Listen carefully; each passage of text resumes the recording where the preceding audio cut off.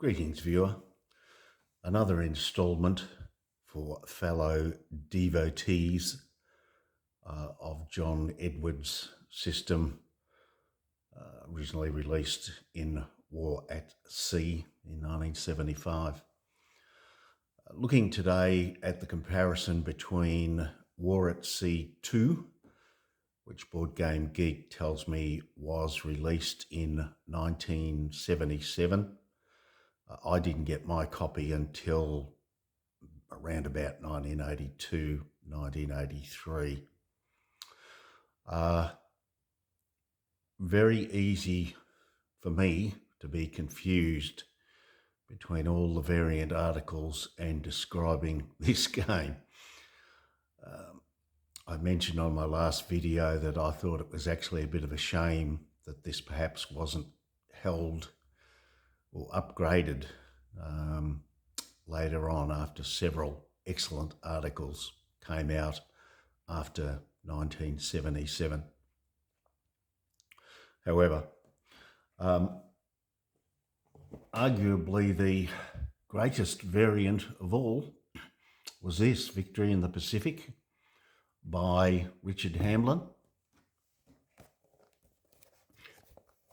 released also in 1977. And when we look at some of the counters for War at Sea 2, some interesting correlations that I think may indicate that in fact down the track Avalon Hill or somebody had been considering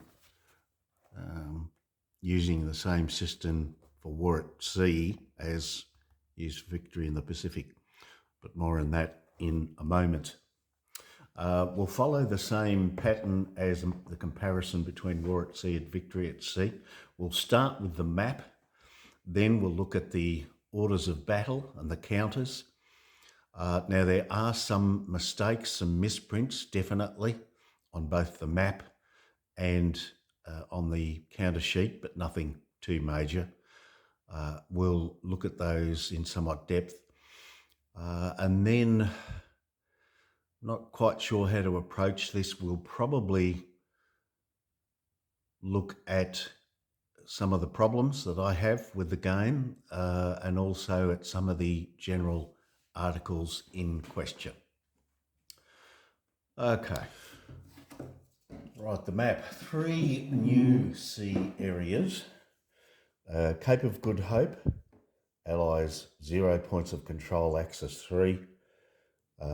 Available the entire game to both sides. Caribbean Sea, turns 2 to 8.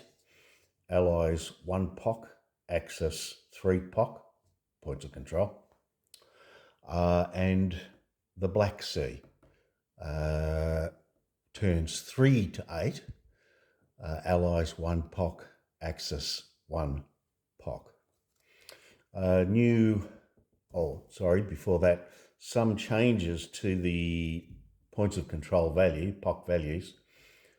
Baltic Sea. In the original War at Sea, it was Allies got 2 POC, Axis 1, that's now 1 each. But down in the Mediterranean, used to be Axis 2 points of control, Allies 1, that's now Allies 1, Axis points of control 3. So those 2 sea areas, they've reduced Allied points of control in the they've reduced Allied points of control in the Baltic, but increased Axis points of control for the Mediterranean Sea. Moving on to ports, France has been renamed Brest, still has 3 repair points. Allies on turn 1 and turns 7 to 8, turns 2 to 6. Axis control can use those repair points, etc. Up the top here, they've renamed Russia. They've called it St. Petersburg. Why you wouldn't call it Murmansk, sorry about that. Why you wouldn't call it Murmansk, I've no idea. But yeah, 1 repair point. Now I think in the original War at Sea, yes, it had 2 repair points, reduced down to 1. Couple of new ones, Toulon. For those of you who know French, forgive me for mispronunciation. Allied on turns 1 and turn 8. Axis on turns 2 to 7. 2 repair points. Iran, permanently German, Italian and Axis French. No repair points. Malta, no change with 2. Gibraltar and Alexandria, Allied, 1 repair point each. Greece, turns 2 to 8. Allied port with 1 repair point. More of that later. Turkey, now an Axis port, 2 repair points. And Sevastopol, turns 3 to 8. British, Russian, Allied French, Allies 1 point of control, Axis 1 point of control. I do apologise. My little phone camera can only either a strength of 1 or 50%. I haven't got a 0.75 zoom in, so apologies if it, I could be a bit closer. Okay. One at least definite error on the map. Can we zoom in even a bit more? Okay, now it's an 8-turn game, exactly as per the original War at Sea. Now notice here on turn 2, ships may enter the Black Sea. Now if we go up and have a look at the actual Black Sea, you can read there yourself. It's turns 3 to 8. So I'm not quite sure what's happening there. In the rules, it says that for the Caribbean Sea, on turns 2 to 8, that ships and U-boats may enter. And there you see, it is turns 2 to 8. And it lists there the ships types that can go there. Now, it does say later on in the rules that Axis, or rather German and Italian ships, when it's speaking specifically about the navies, does mention that they may not enter the Caribbean, or Caribbean, however you pronounce it, until turn 4. Now, that's fine, but the actual rule says, where are we? 5.9. Here we are. 5.9. 591 and 592. Now notice it says ships, brackets, and U-boats may not enter the Black Sea until turn 3. Ships and U-boats, again in brackets, may not enter the Caribbean until turn 2. So it looks like you've got a bit of a contradiction there. Now I understand, yes, Italian and German ships, actual ships can't enter the Caribbean until turn 4. What about U-boats? Now you'll notice here, I've gone ahead and I've put a little turn 3 there. Now I've gone looking through the rulebook to find out why on earth I put that there. Couldn't find anything in the rulebook, but this is where, as I say, I can get confused between all the dozens of variants, and I get confused between what was in the actual rulebook and what was a variant. Now, if we look at this particular article here, sorry, it was called Victory at Sea, volume 14, issue number 4 of the General. This was where Richard Hamblen released Victory in the Pacific, and a very good article about how he designed the game and why he designed the game, etc., etc. But if we zoom in a little bit, one of his rules was that starting turn 3, now this was where he combined Victory in the Pacific and War at Sea into a global game. Starting turn 3, German ships and U-boats are allowed in the Caribbean. No Japanese or Italians and no Germans on 1 or 2. Now, what was interesting about Richard's idea here was that the access points for the Caribbean went to Victory in the Pacific totals, not to the War at Sea totals. Very interesting little article, but I think that is where I've gone ahead and put in a Letraset there, turn 3. Okay, now just quickly before we leave the map, can we go out again? You may have already noticed some somewhat strange things apart from calling Murmansk St. Petersburg. France, or now Brest, becomes allied on turn 7 and 8. Okay, so D-Day must have happened somewhere between the end of turn 6 and the start of turn 7. 6th of June 1944, etc. But Italy still doesn't potentially roll for surrender until turn 8. Greece. Now, anyone who knows anything about history knows that Greece was conquered before the Germans attacked the Soviet Union in 1941, but here it remains an Axis port, Allied port, with a repair point for the whole game. Turkey becoming an Axis port. Well, again, we all know that Turkey was neutral throughout the war. So yeah, some interesting, shall we say, ideas there. Now, I know Victory in the Pacific and War at Sea potentially are more sort of what if. They're not meant to be dyed-in-the-wool simulations.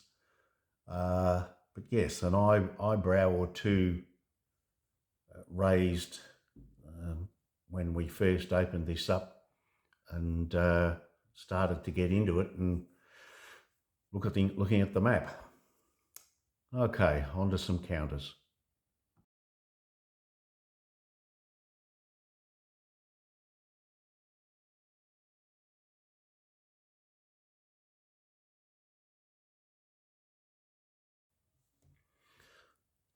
You were just looking at a photo of an article out of the General, volume 17, issue number 6 by Jim Davis. I thought that might be of interest to you. You'll notice it gives revised counter values for War at Sea, Victory in the Pacific, and Victory at Sea. Now, the Victory at Sea that article is talking about there is not the 1992 JEDCO game, but rather Richard Hamblen's combining War at Sea and Victory in the Pacific, the General 14, number 4. Perhaps of interest to you, he does give the gunnery factor table and speed factor table to show how he came up with these amended values. He doesn't touch armour or the defence factor. He says that's so subjective. You know, is it to do with weight or how the armour was actually distributed, etc., etc. He's let that one go. Although, of course, I am very much in favour of the reduced values for the Bismarck and Tippets as given as optional rules. Just looking at the Allied OB charts there and the Axis OB chart, I'll run through the additional ships and aircraft that each side get. There are mistakes, unfortunately. Not necessarily where I've started to perhaps letter set different values, but rather in the actual printing of them themselves. Allied OB chart number 2, this one here. Now, this is where in War at Sea 2, because of the Americans now, there's no die rolling to see whether the Americans can join the game. They simply just come into the game. The Caribbean Sea, they're there on turns 2 and turns 3. And then between turn 3 and turn 4, I'm assuming Pearl Harbor happens. So on turn 4, the American fleet simply comes out. There are restrictions on it, which we'll go into shortly. But having the American fleet readily available does allow the British fleet to be reduced by the ships that were actually sent to the Far East in late 1941, early 1942. However, they do make a mistake. Now, I'll see if we can't zoom in a bit. Okay, in particular, it's here on the Allied Order of Battle chart number 2. Now, you'll notice that British ships is removed here at turn 3 and quite a few removed at turn 4. Now, turn 6 and turn 7, they start to get some of these ships back. However, they've made a mistake in the printing. You'll notice down here in turn 7, they're meant to get back or be available to 117 cruisers. Now, if you look up here at the ships, there's only one of the 117 listed. Likewise, on turn 7, they're meant to get back 2 ship values of 444. Now, again, if you look up here, there's only one 44 ship mentioned. That's the only direct error that I've been able to find so far. The only other, not really an error, Washington 554, they've used the value from the original War at Sea rather than its, I would argue, correct value that was used in Victory in the Pacific, 565. Anyway, we shall zoom back out and I'll run through the ships that have been added. Okay, I'll just run through my notes. For the British, the Berwick, York and London heavy cruisers have been added. The aircraft carriers Furious, Hermes and Argus. Actually, that is one other little error that I did notice. It may not come in the long-range shot. If you look here at the Argus 003, they've left off a air factor. I think it should be a 1. But anyway, Indomitable comes in turn 4. Aircraft carrier. New convoys, the Torch and Tiger convoys. The Tiger convoy represents the convoy of tanks that the British snuck through the Mediterranean to reinforce the British in Africa in late 1941.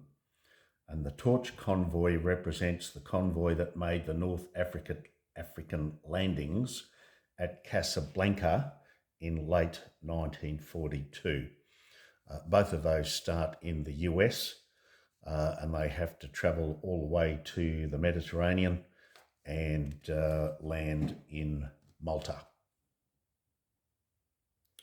There is a X-craft counter. That's to represent the, I guess, mini-sub, for lack of a better expression, attacks on German shipping, in particularly the Tirpitz, I guess, in the Norwegian fords late in the war. Strangely to me, there's still no heavy cruiser Cornwall no heavy cruiser Shropshire, forgive my pronunciation. And given that we've included the Cape of Good Hope, and we've included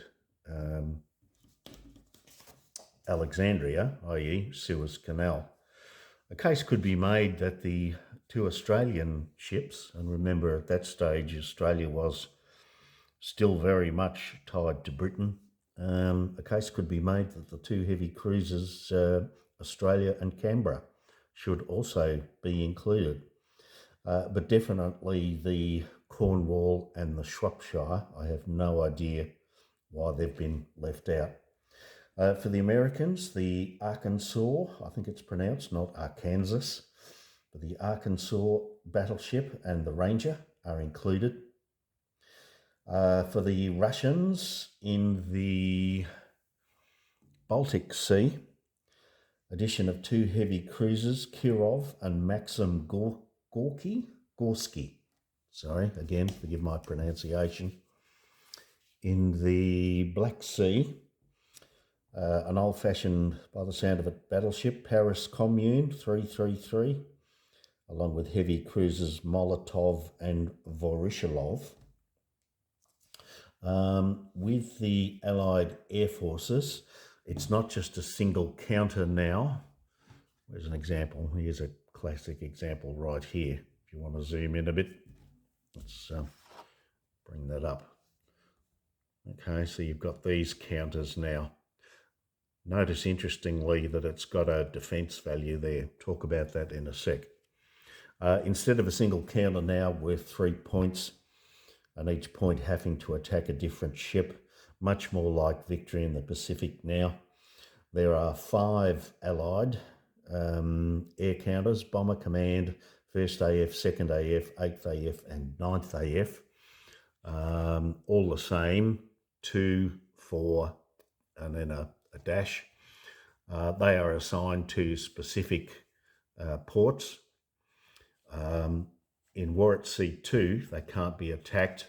Their 2 attack factors, like Victory in the Pacific, all 2 attack factors are used against 1 ship. So that's a difference from Warwick Sea. This defence factor makes me wonder, now it's not used in Warwick C2, but it does make me wonder, given how similar that is to Victory in the Pacific, whether someone wasn't looking at down the track, combining the 2 games and meaning you'd be able to use these counters in the same way as they're used in Victory in the Pacific. We'll never know.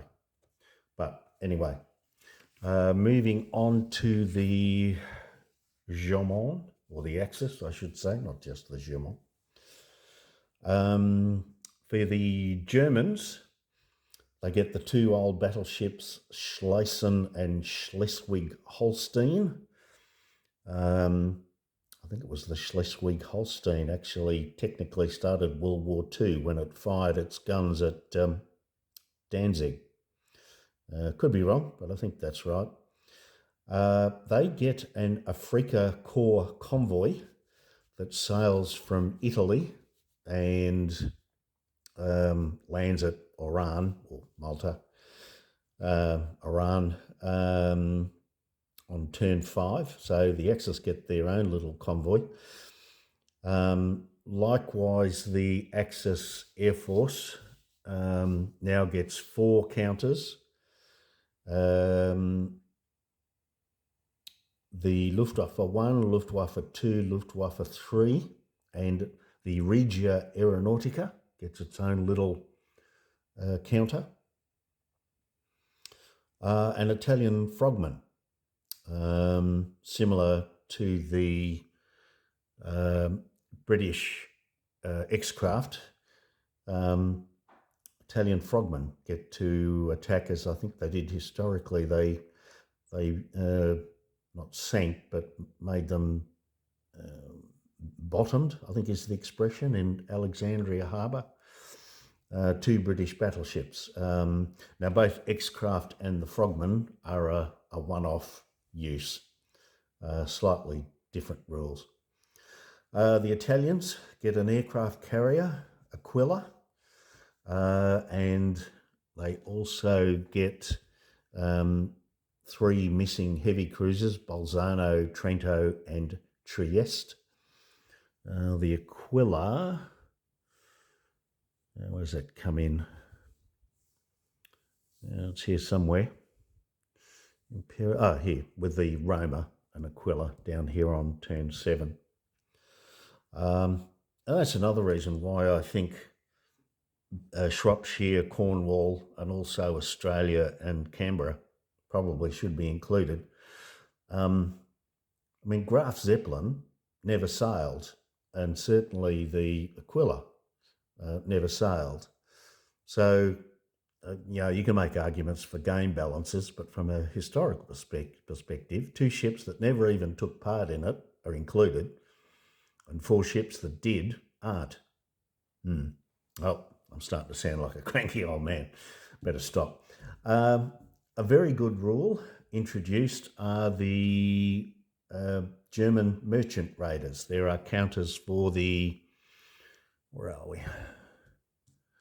The counters for the Atlantis, Orion and Penguin. There we go, just there.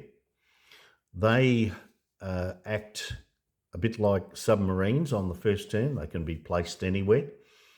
And just like submarines, they can block Allied control. They also serve to protect U-boats.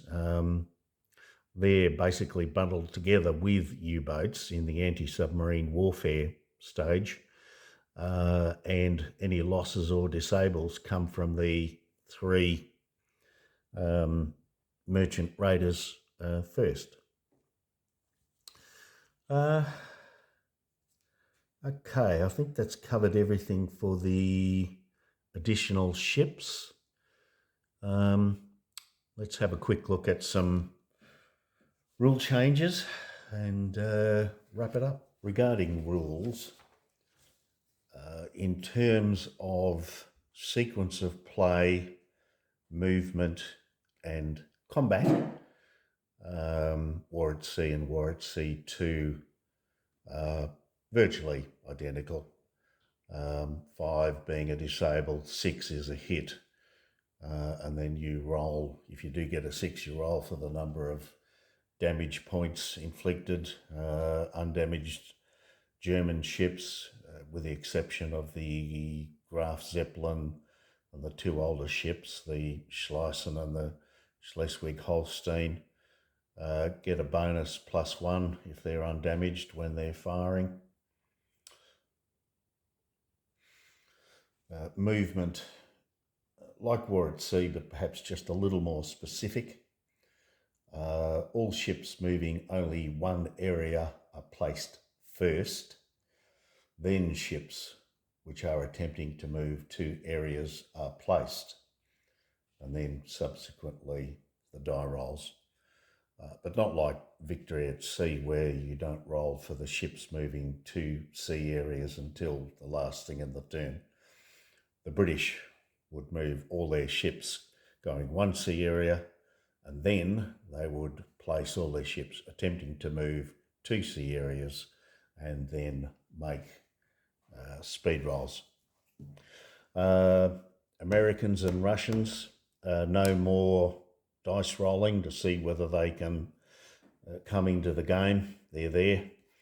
On turns 2 and 3, the Americans are all bunched in the Caribbean Sea. I won't go into the details of where ships of various navies can go. Generally, they are a little more freer to move around a bit, around the board a bit more. There are optional rules that restrict that if you wish such. A little disappointed, the rules for coastal defence fire. If you recall my videos on Victory at Sea, as in Jedco's Victory at Sea and War at Sea, Victory at Sea puts in coastal defence fire if Axis ships attempt to go through Gibraltar or through the English Channel. That is here in War at Sea, but it is listed as a optional rule. Okay, let's have a think, gather my thoughts and say about what I like and what I really dislike about War at Sea too. Should mention one important change which I overlooked until now. On certain turns, certain sea areas with double points of control, representing either events or importance of those particular sea areas at that time. For example, turn 1, double points for the Barents Sea, and that's to either side. That's to represent the German invasion of Norway and Denmark, etc. Turn 2, double points for control of the North Sea. Obviously, Operation Sea Lion was pending. Turn 3, Mediterranean. That's to do with the operations, the attempted Allied intervention in Greece and then the evacuation from Crete. And then turns 5 and 7, also both in the Mediterranean. Turn 5 was to do with the Axis desperately trying to get convoys through for supply to North Africa. And turn 7, the invasion of Sicily, Operation Husky. So double points of control for the Mediterranean on turn 7. So what did my friends and I like and what did we dislike? Extra ships, extra orders of battle, always good. Some problems we felt, as others felt, with some of the values concerned. Some ships that simply shouldn't have been there. Read an article that said the French ship Ocean was actually a demilitarized training ship. The 2 Greek ships included in the Black Sea variant, I've read they were both pre-dreadnought US battleships, and both had been effectively decommissioned by the time of the start of World War II. But the extra convoys, the X-craft for the British, simulating the attack on German shipping in Norway, the Frogman, simulating perhaps the attack on Alexandria. We felt was pretty good. Double points of control for certain areas representing important moments in World War II. We also thought was a nice touch. Doing away with the roles to see whether United States ships could enter the war or not. We thought that was an excellent move, as well as the removal of British ships to go to the Pacific. We felt the one balanced out the other. We thought that was pretty good. The aircraft being split now into 5 units for the Allies and 4 for the Axis. Not bad. As I say, we look at those values and we wonder whether that wasn't the first step in a proposed combination of victory in the Pacific and war at sea. We'll never know. We did think, in terms of anti-submarine warfare, a bit of an opportunity missed. The use of VLR, very long-range aircraft, in the Battle of the North Atlantic. We felt some rule for that could have been included. Things we really didn't like. the lack of coastal defence, or being reduced to optional rules for the Straits of Gibraltar and the English Channel. We thought that was not much chop. The timing is completely out. If double points for the Mediterranean on turn 7 is meant to represent Operation Husky, well, Operation Husky occurred a long time before the Allied invasion D-Day, which must have happened at the end of turn 6. Makes no sense. The whole Black Sea fleet, no. Greece should not be included, neither should the two pre-dreadnoughts. Turkey was never an Axis port. If they really wanted to, I would have perhaps much preferred, say, splitting the Mediterranean into an eastern and western, have British ships based at Gibraltar and British ships based at Alexandria. I better be careful here. I'm starting to talk about one of the variant articles. A lot of stuff, just we felt what we were looking for is more history. Now, can I recommend to you, as well as looking up the articles in the General that are mentioned in the photo that I took at the start, can I also beg you look up War at Sea 1981 in the General, Volume 17, Issue 6, and also Realistic Victory at Sea, that's the General 15, number 6. And if you manage to get your hands on it, just as a slight change to the combat system, Improving Yahtzee at Sea, a War at Sea variant. Now, that's not in the General. It's part of the Board Gamer's unofficial guide to War at Sea. But if you can get your hands on that, by all means, have a read of that. I think our disappointment was summed up best, and I'll simply read from this article, War at Sea 1981. And it's talking about, I'll just read it.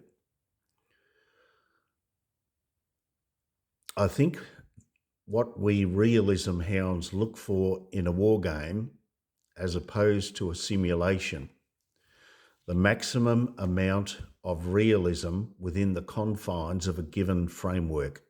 We don't care how unrealistic the victory conditions for a scenario in Squad Leader are, as long as they realistically reflect the relative proportionate capabilities of the opposing forces.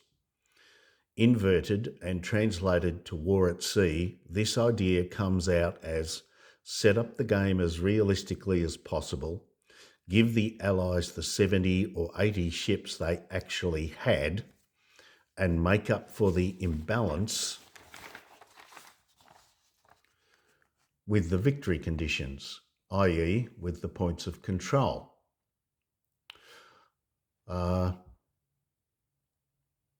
Just reading on further, this to me is Richard Hamblen's great achievement in Victory in the Pacific. Realism to the max, given the limits of the system he had chosen. Now, of course, one needs to be careful. War at Sea and Victory in the Pacific, I mean, you can only take the system so far. If you really want a full-on simulation, well, you should be perhaps looking at other games. But yeah, to us, this was, I've got to be honest, to us this was a failure. I think we played it once or twice. And look, to be fair, it could be a lot of fun, but it just didn't tick our boxes. I would suggest that if, rather than this, we went back to Richard Hamblen's War at Sea in the Mediterranean, the General 13.3, which just went back to using the basic War at Sea. Add the Port of Gibraltar to the east end of the Mediterranean. 4 French ships make their appearance as part of the game. The Tiger and the Torch convoys are represented. The Italian frogmen come into the game. The idea of double victory points for certain sea areas in certain turns, as well as changing the Mediterranean from 2 up to 3 points for the basic War at Sea game. And then last one, and I really enjoyed this one. I think it makes it much more realistic. The Italian player must roll to free ships sailing from Italy, just as the Russians roll to sail from Leningrad. This reflects the passive leadership of the Italian Admiralty.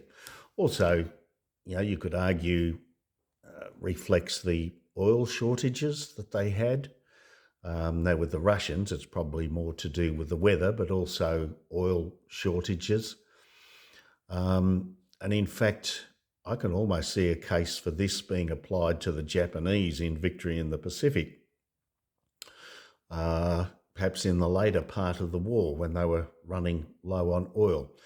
I think it's a good mechanic to reflect that, and also helps to encourage British entering the Mediterranean as they actually did, not ignoring it as did tend to happen. I don't know about now, but Allied players tended to ignore the Mediterranean for quite a few turns.